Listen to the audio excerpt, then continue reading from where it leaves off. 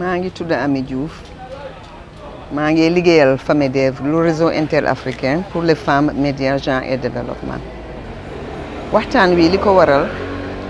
mooy ne ñun suñ mbootaay suñ organisation FAMEDEV dañ dee liggéey ci fànn yoo xam ne dafa dooleel jigéen ak xale yu jigéen yi te niñ ko dee defee mooy ñu liggéey ak ñi nga xam ne ñooy liggéey ci média yi ñu liggéey ak ñi nga xam ne ay communicateur lañ ak communicatrice ñu liggéey tamit ak ñi nga xam ne ay groupement de femmes lañ ay ndaw ak tamit ñi nga xam ne ñu ngi bokk ci société civile dañ dee liggéey it ak ay institution yoo xam ne ci gouvernement bi lañ nekk parce que mun loo def dara te liggéeyuloo ak pouvoir bi. mais solo loolu bi lan la. séminaire bi li ko indi mooy ne dañ seet ne violence bi nga xam ne moom lañ dee teg ci kaw jigéen ñi ak xale yu jigéen ñi dafa bari te bu ñu waxee violence bi nga xam ne moom la ñoo def jigéen ñi xale yu jigéen ñi yemut rek ci viol dafa laal fànn yu bari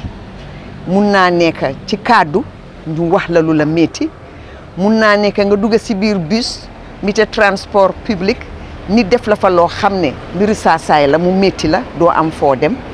mun naa nekk tamit nga génn ñu daanu sa kaw mun naa nekk tamit nit gis la rek attaqué la dafa bari façon mun naa nekk sax jongal jigéen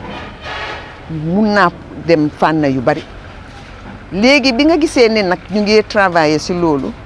ñuy jéem a seet ñan la ñoo mën a liggéeyal yàlla def suñ chargé de projet muy Adama Touré mi taxaw fii ñëw fii ci commune Ndiarème Limamoulaye mu waxtaan ak maire bi ak ñi moo liggéeyal ñëpp ak bàjjeni gox yeeg képp koo xam ne ñu li tax ñu tànn commune bi pour def lii mooy ne benn naa ne yàlla moo ko tudda ñu santee ko parce que dafa mel ni suñ xalaat dafa méngoo dafa déggoo parce que bii mooy première fois ñu ñëw fi te bii mooy première activité bi ñu am nga xam ne ñu ngi liggéey ak commune kon nga xam ne lu yàlla tudda la ba pare xool yi gisee bi Adama ñëwee fii amul benn problème dafa ñëw waxtaan ak ñoom rek ñu d'accord loolu moo indi waxtaan wi. ngeen à peu près def benn bilan ci ay enquête pour wax niveau fitna jigéen ñi teg ci jigéen yi nan la toll ay statistiques est-ce que mën nañu ko xam. soo ko seetloo statistique biñ mujjee gis mooy 2019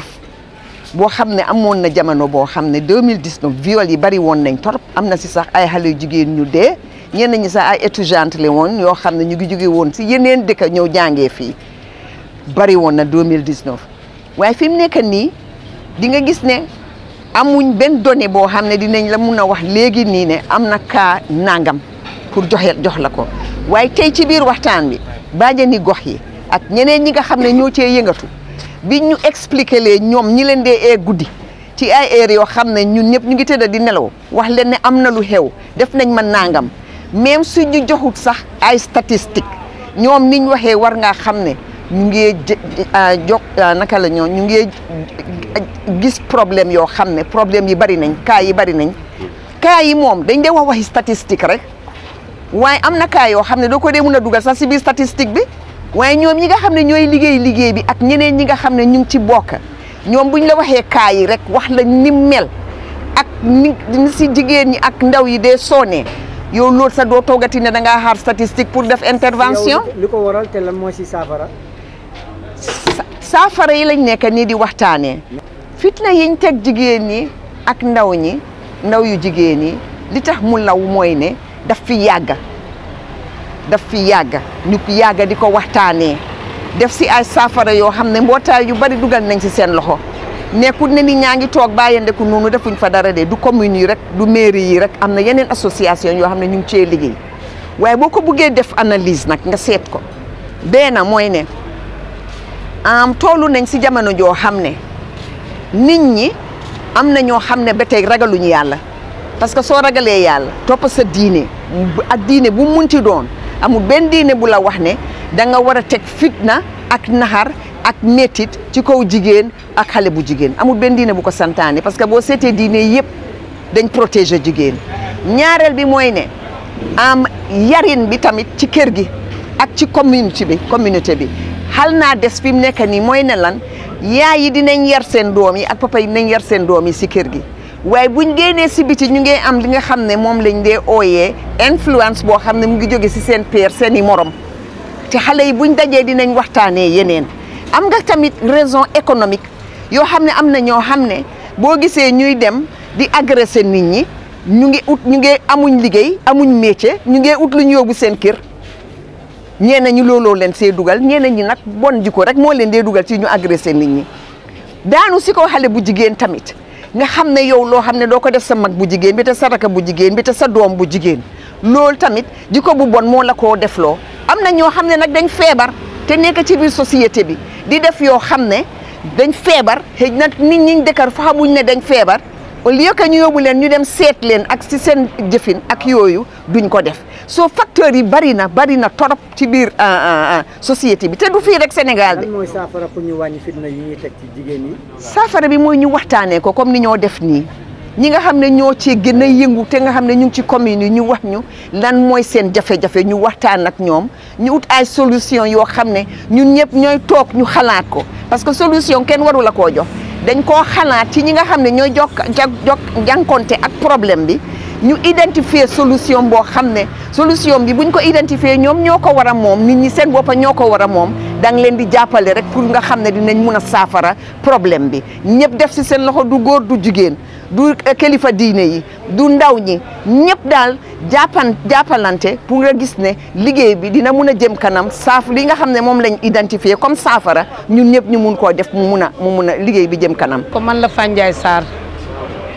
au niveau de Ndiarème Limamoulaye nekk conseiller maire nekk chargé de mission bokkaat ci protection enfant bureau bi ànd ceeg Daouda Gueye ak comité bi yëpp di ci liggéey. waaw lël bi li ko waral ñun dañoo taxawaloon sunu comité bu yàgg di ci liggéey ànd ceeg Daouda Gueye mi yàlla def tey partenaire bi ñëw bëgg liggéey ak ñun ci jàppale xale yi ak femmes yi ñoom nag ñëw bi ñu ñëw dañoo ñëw ci heure bi ñu leen soxlaa parce que fi ñu toll nii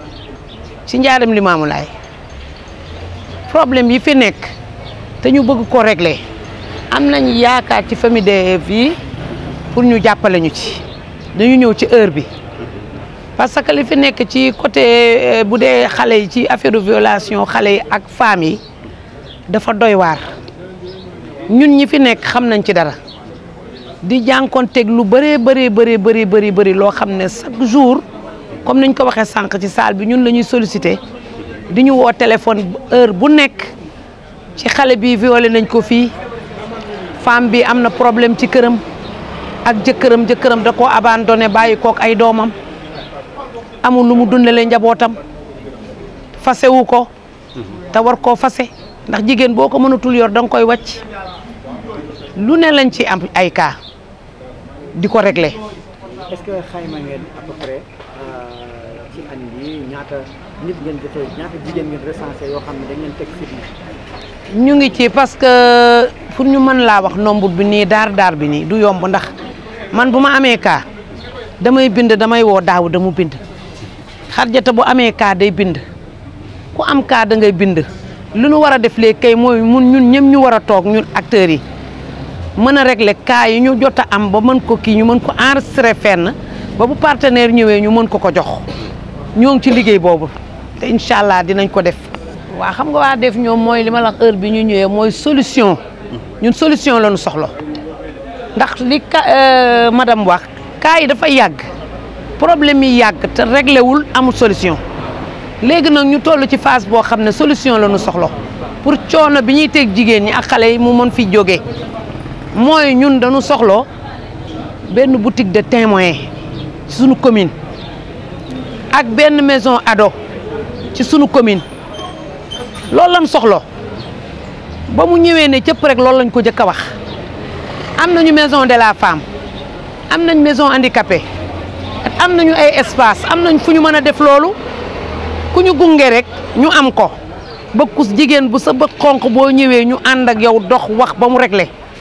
xale bu am problème ñëw ci maison ado bi ñu réglé la jàppale la ba nga mën gunge la ba nga mën a yegg fi nga bëgg a yegg ndax toog def ay séminaire rek di tëju def séminaire rek réglé wu ko dañu war a wàcc ci base bi di woote ay sensibilisation am di leen orienté ci ku am problème béréb bii nga war a ñëw pour ñu saafara sa problème. kon boutique témoin droit daal ngeen soxla fii ci Ndiarème Limamoulaye. waaw kay boutique de droit lañu soxla fii ci Ndiarème Limamoulaye. waaw donc li ñu fi dajee tey mooy atelier bi ñu tuddee quel dispositif mettre en place au sein des communes maanaam jumtukaay la ñu mën a am ci communes yi ngir mën a xeex bu baax métital yi tegu ci kaw jigéen ñi ak ndaw ñi donc loolu ñuy fàttali rek ni lu ONU Femmes tàmbale woon la ci programme bu ñuy wooyee ville sûre suñu ONG bi FAMEDEV également choisir commune u Ndiarème Limamoulaye bi nga xam ni ci maire bi ba ci acteurs yëpp tous ses collaborateurs dañu ko yombalal vraiment pour ñu xalaat un dispositif jumtukaay boo xam ni dina mën a taxawu bu baax jigéen yi ndax léegi ñu ngi koy fàttali cas yi bëri na même su fekkee souvent collecte de données bi statistiques yi dafay des waaye liggéey bi ñu jëm nii bés bu ñu amee jumtukaay bu am doole bu fort dina permettre ñu mën a def jonction bi entre les acteurs les autorités yi nekk ci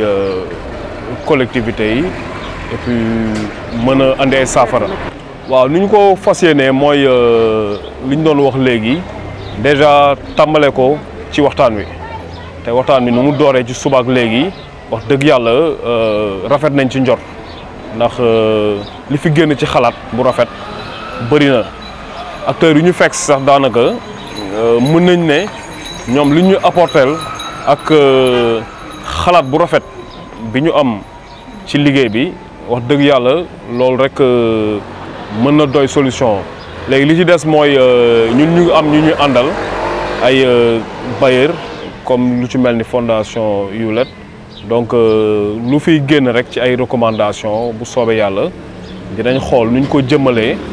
ba mën a eggali liggéey bi incha allah. waaw loolu yëpp dañ ciy sant avant tout ONG FAMEDEV bi nga xamante ni suñu jigéen Oumy Diouf moom moo ko jiite ndaxte kat moom moo indi li nga xamante ni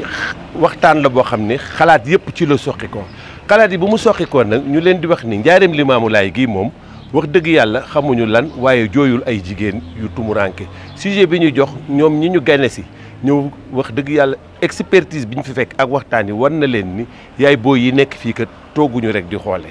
waaye li nga xamante ni moo ñu manqué teewoo mooy maanaam fu ñuy toog fu ñuy daje fu ñuy accueillir nit ñi te loolu it ñi ngi ne ñun ñëpp ñu àndoon nii nekkandoog FAMEDEV ak suñu gandeeg ñëpp dinañ dajaloo wax ko maire bu Mor Woré Gueye docteur Mor Woré Gueye nga xam ni wax dëgg yàlla lu soxal askan wi soxal na ko ñu ànd ak ay jigéenam yu baax yi nga xam ne fu mu yëngatu ñu nga fa pour ñu góorgóorlu ci loolu pour am ko te am nañu yàqin ni bu ñuy recevoir ti madame Diouf dañuy ànd ñu inauguré ji local boobu wala nga ñëw dal fa. Notre structure s'appelle FAMEDEV, le réseau interafricain des femmes, médias, genre et développement. Nous travaillons dans 22 pays en Afrique de l'Ouest et Afrique centrale. Et nous travaillons aussi avec les médias, les journalistes, les communicateurs et aussi la société civile. On avait constaté qu'il y a beaucoup de violences à l'égard des femmes et aussi des filles. Et parce que nous faisons aussi le monitorage du média nous a montré que il y a beaucoup de violences. Donc, et la façon comme même le média parle de ça dans les réseaux sociaux, les radios, télévisions ou journaux, c'est une façon où toujours on place les problèmes sur le dos des femmes et les filles. Donc nous avons constaté... Quels sont les types de violences que vous Les types de violences, il y en a beaucoup. Il y a la violence verbale, il y a la violence physique, il y a la mutilation génitale sur les femmes et les filles. Il y a aussi la violence conjugale. Parfois, il y a des femmes qui souffrent trop dans leur foyer. Il y a aussi la violence faite sur les femmes et les filles dans l'espace public, dans les transports, au marché, dans tous les endroits où un être humain doit peut avoir la sécurité de se promener ou d'aller faire ses affaires sans être violé par quelqu'un sur la route. Il y a beaucoup de types de violence quand on parle de la violence faite aux femmes. Les raisons sont plusieurs et ça dépend aussi de quelle société nous parlons. Il y a la raison économique. Il y a beaucoup de gens qui ont terminé leur éducation sans avoir l'emploi. Parfois, ça pousse les gens de devenir des agresseurs pour avoir quelque chose à amener à la maison, mais parfois aussi c'est une mauvaise volonté de leur part. Il y a aussi la raison de manquement d'information, manquement de conscientisation des gens pour leur montrer qu'on n'a pas aucun droit de violer quelqu'un ou de harceler quelqu'un parce qu'on pense que nous sommes trop forts qu'à la personne. Il y a aussi l'aspect social où parfois la personne, parce qu'il ne travaille pas, la personne trouve, comment on dit, l'assurance d'un autre côté. Soit c'est la drogue, soit c'est l'alcool, soit c'est d'avoir des amis ou des copains avec qui la personne se fréquente, qui peut-être sont dans cette mauvaise voie, et il y a l'influence aussi des pères. Donc il y a plusieurs aspects. Il y a aussi parfois dans les familles, parfois les gens disent que si tu ne travailles pas dans la maison, tu n'as pas une voix. Donc on ne te regarde pas, on ne te consulte pas. Donc les gens parfois aussi sont obligés d'aller chercher pour amener dans la maison pour avoir une voix. Donc il y a plusieurs raisons. Il y a plusieurs raisons qui sont derrière le taux de violence à l'égard des femmes et des filles.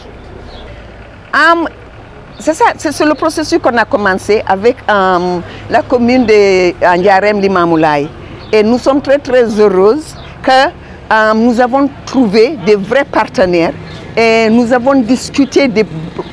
plusieurs choses. Nous sommes en train d'identifier les solutions pour voir comment renforcer la capacité des structures qui existent, comment aussi soutenir la maison de la femme, comment aussi travailler avec les différents comités qui existent dans la commune. Et nous sommes dans ce sens-là en train de discuter, en train de travailler, en train d'identifier les solutions et comment nous pouvons continuer à travailler et assurer que nous allons exécuter toutes les décisions que nous allons prendre aujourd'hui. Madame Ba Khadjata Sow, je suis la conseillère spéciale du maire en santé et développement. Et en plus aussi, je suis membre élargi du CDPE de Guédiawaye. Cet atelier vient à son heure parce qu'aujourd'hui, la violence concernant les femmes et surtout les filles,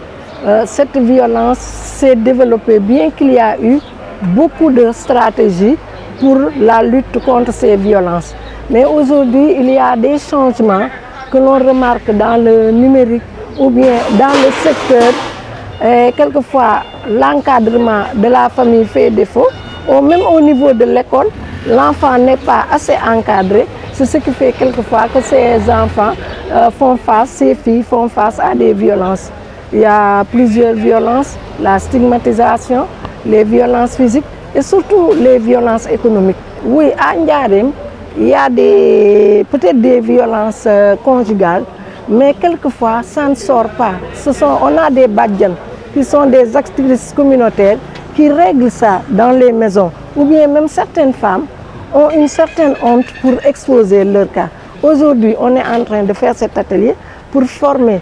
toutes les actrices et tous les acteurs de développement, imams, clergés, chefs de quartier, les groupements de femmes, pour qu'il y ait une certaine communication qui va mettre à jour ces violences. Les jeunes filles sont aussi parfois victimes. Oui, les jeunes filles sont parfois victimes parce que surtout même au niveau de l'école, il y a une certaine stigmatisation. Et quelquefois, même si vous allez dans les classes, surtout pendant la période de l'adolescence, les filles sont groupées ici et les garçons sont groupés là. Il y a beaucoup de violences, les viols, on a aussi la stigmatisation, on a encore ces rapports de force que l'on trouve dans les transports en commun. Ou bien même une violence qui se fait entre pairs. Les jeunes filles se font des violences entre elles-mêmes. Oui, on le fait parce qu'en général, certaines femmes,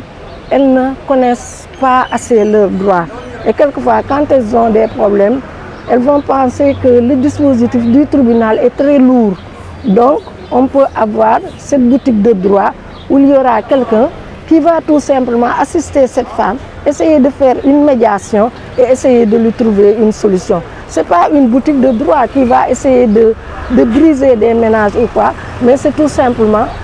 pour encadrer la femme et accompagner la femme. C'est la même chose ici au niveau des écoles. Au niveau des écoles, il va falloir faire des clubs où il y aura l'éducation par pair et on va tout simplement régler les problèmes parce que les problèmes c'est d'abord dans la famille, dans l'école et aujourd'hui la collectivité territoriale qui a la charge de la protection de l'enfant va essayer de servir de cadre pour régler ces problèmes de protection. Et là aussi nous remercions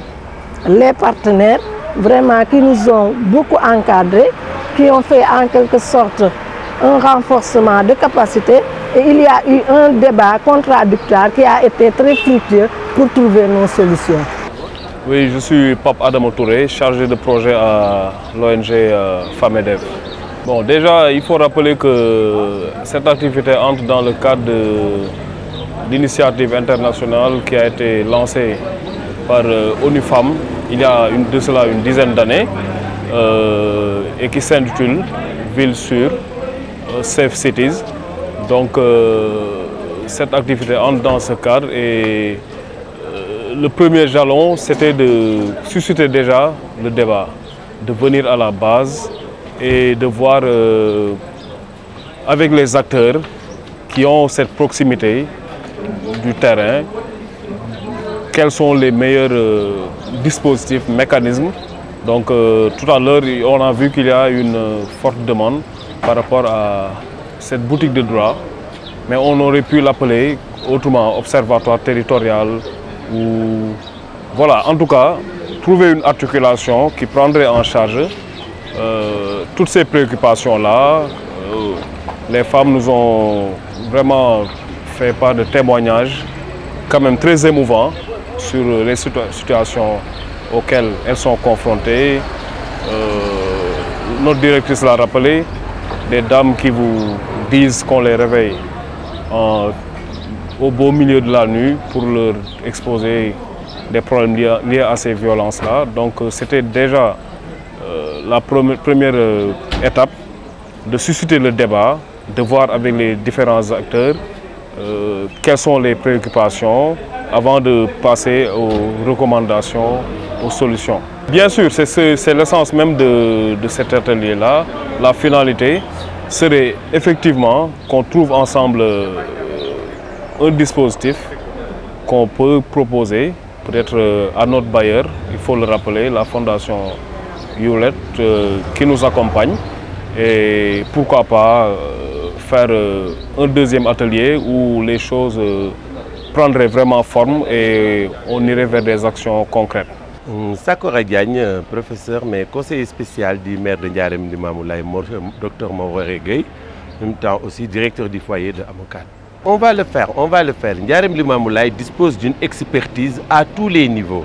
Donc que ce soit au niveau des Badjanogor, que ce soit au niveau des associations de femmes, que ce soit au niveau des appareils d'écoute. Donc le seul dispositif qui semble manquer, c'est un endroit d'accueil. Et nous sommes vraiment en phase tous, en synergie, derrière par exemple Madame Diouf qui aujourd'hui nous a rendu visite pour véritablement peaufiner et rendre aiguë cette doléance et la déposer auprès du maire pour qu'une prochaine fois qu'elle viendra, certainement, nous l'accueillerons même dans un siège ou bien elle ira même inaugurer ce local. c'est notre rêve.